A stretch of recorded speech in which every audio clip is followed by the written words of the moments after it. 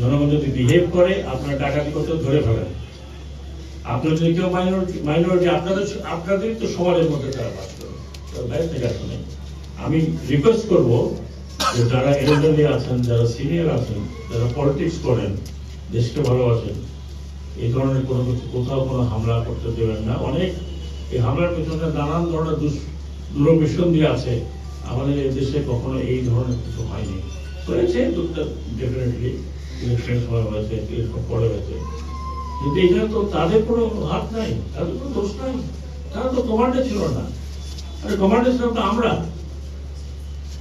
এবং জনগণের কাছে আমার অনুরোধ, আপনারা দয়া করে নিজেদের এলাকাতে শান্তি ফিরিয়ে আনেন এবং এই দুষ্কৃতিকারী আপনাদের অনেক জায়গায় আমি শুনেছি যে ধরে ফেলেছে তারা, অনেক জায়গায়।